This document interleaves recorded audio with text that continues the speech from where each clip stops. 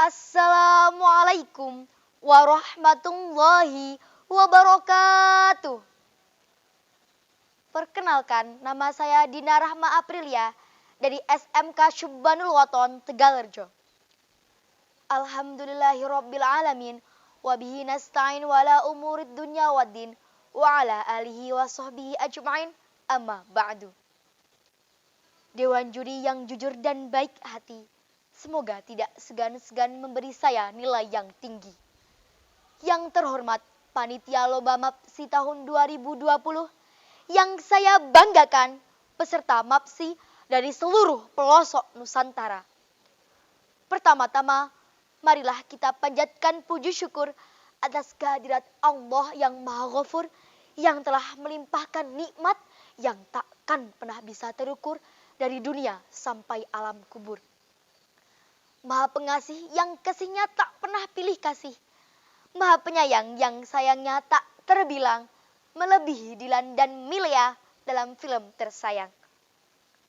Salawat dan salam marilah kita sampaikan kepada Habib tertinggi anti korupsi, baginda termulia anti durhaka, is the best man leader of leader, yakni Habibana wa nabiyana wa syafi'ana wa karimana Maulana Muhammadin sallallahu alaihi wasallam, yang telah membawa kita dari zaman jahiliyah menuju zaman Islamiyah, dari zamannya naik onta sampai sekarang naik Toyota, dari zamannya kirim surat pakai burung merpati sampai sekarang pakai kartu simpati, dari zamannya Utsman bin Affan sampai sekarang Bapak Jokowi yang tampan rupawan.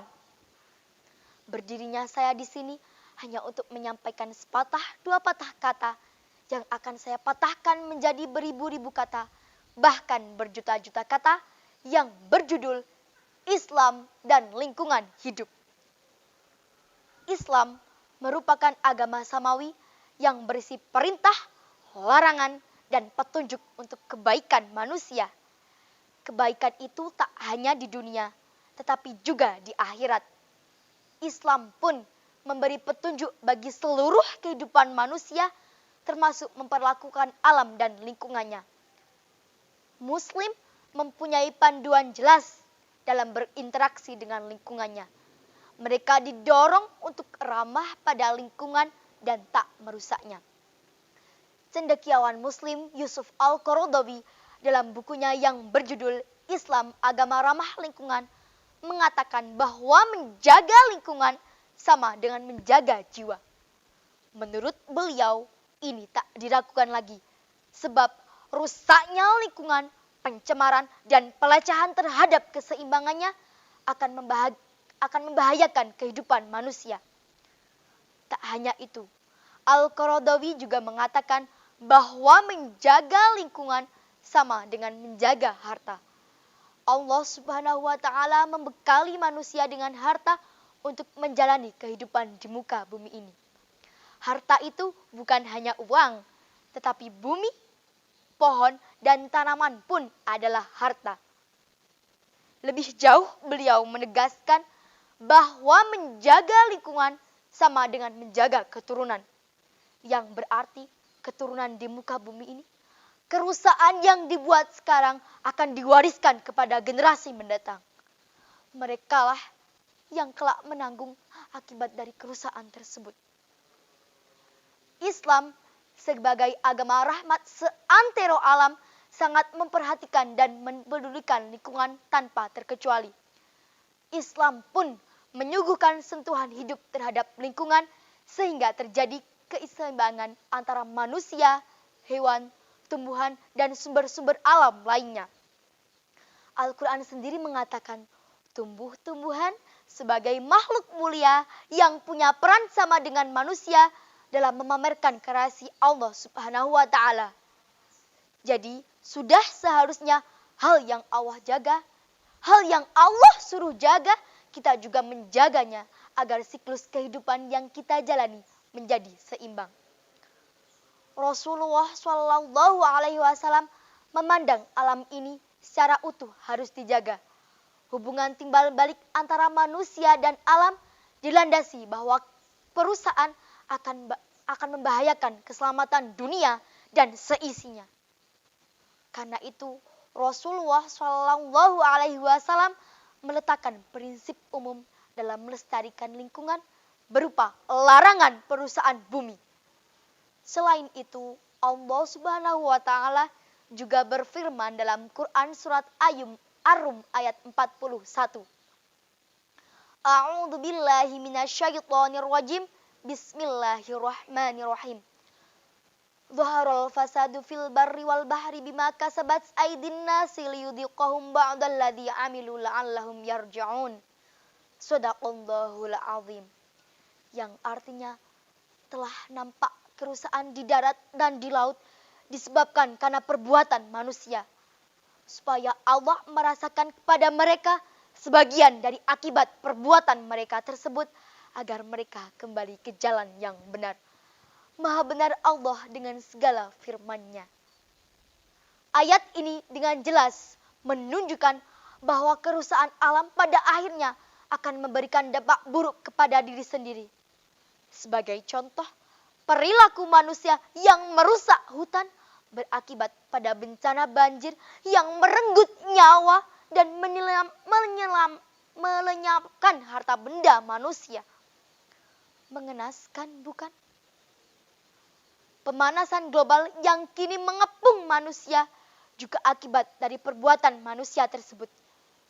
Ketika bencana alam datang, seharusnya mereka menyadari kesalahannya dalam mengeksploitasi alam secara semena-mena. Akhi ukhti rahimakumullah. Abu Hayyan dalam buku tafsirnya Al-Bahru Al-Muhit membahas hal ini dengan menafsirkan Al-A'raf ayat 56. Dan janganlah kamu membuat kerusakan di muka bumi ini sesudah Allah memperbaikinya. Dan berdoalah kepadanya dengan rasa takut dan penuh harapan. Sesungguhnya rahmat Allah amat dekat pada orang-orang yang berbuat baik. Dalam tafsirnya ia mengatakan ayat ini merupakan penegasan larangan semua bentuk perusahaan. Upaya pelestarian lingkungan tak hanya dalam tatanan konsep, tetapi juga mewujud dalam kehidupan muslim. Sejarah membuktikan hal itu. Para khalifah selalu memberikan perhatian lebih terhadap masalah lingkungan, baik secara langsung maupun melalui para pembantunya. Umar bin Khattab misalnya, suatu ketika meminta sahabatnya untuk ikut menanam pohon. Rasulullah Shallallahu Alaihi Wasallam melarang mematahkan tangkai pohon atau batangnya, atau menebangnya, atau melakukan penggundulan hutan meski dalam keadaan perang. Rahmat kenabian ini adalah lampu merah terhadap pihak yang semena-mena melakukan penebangan secara liar demi memenuhi maslahat mereka. Na'udzubillahi min dzalik. Menebang pohon tanpa mengikuti prosedur yang benar mengancam kesinambungan hidup makhluk-makhluk bumi yang telah memerankan tugas penting dalam mempercantik dunia, dalam memamerkan kreasi Allah Subhanahu wa taala, dan dalam menyuguhkan ayat-ayat ketauhidan yang tersirat. Pesan kenabian ini pun diikuti Khalifah Abu Bakar di saat mengingatkan bala tentaranya yang akan dilepas berjihad ke Syam. Rasulullah Shallallahu Alaihi Wasallam mengajak para pemeduli lingkungan untuk melakukan penghijauan yang berorientasi akhirat. Banyak yang tidak tahu bahwa upaya penghijauan yang digerakkan selama ini untuk menyelamatkan bumi dari polusi ternyata terhitung sebagai saldo ukhrawi yang menjanjikan banyak pahala. Tidak ada tanaman atau pohon yang dimakan burung, manusia, atau hewan kecuali menjadi sedekah bagi pemiliknya. Hadis riwayat Ahmad. Demikian halnya dengan pohon yang memberi teduh dari terik sinar matahari. Semua bentuk penghijauan ini punya nilai sedekah yang sepatutnya memotivasi umat muslim untuk menghijaukan kota-kota Islam mereka.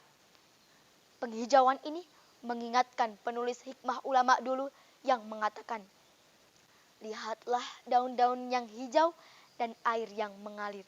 Sesungguhnya keduanya melambangkan kesegaran, semangat hidup, kerendahan diri, dan penyucian hati. Gerakan menanam ini dianjurkan Islam tanpa mengenal usia dan waktu.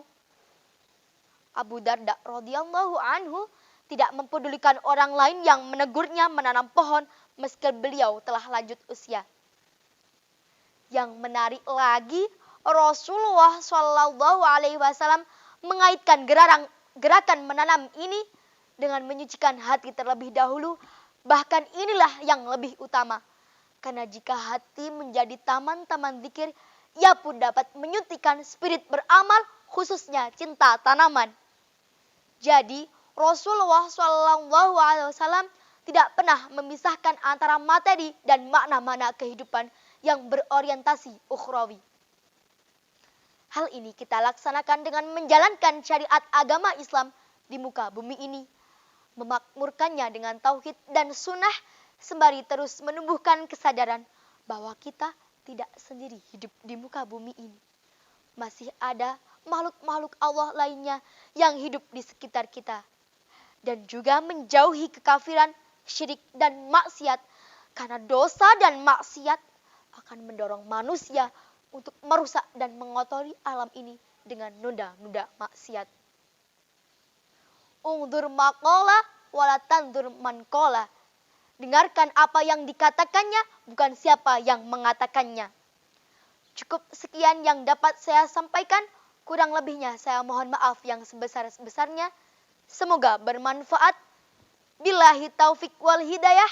Wassalamualaikum warahmatullahi wabarakatuh.